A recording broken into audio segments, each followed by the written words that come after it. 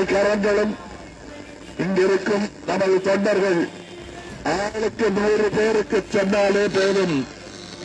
நம் கதை தொடங்கும், அவர்கள் கதை முடியும். இது நிச்சயம். ஊர் வீடு பேர் இழுத்தால் நாளை நமது, நிச்சயம் நமது. நாளை நாளை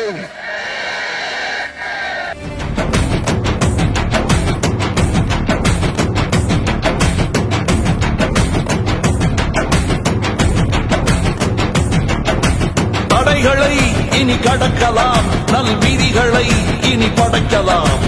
இளமையே புது தலைமையாய் போலோற்றலாம், கொடியேற்றலாம். மக்கள் ஆட்சி செய்யும் நம் மக்கள் நீதி.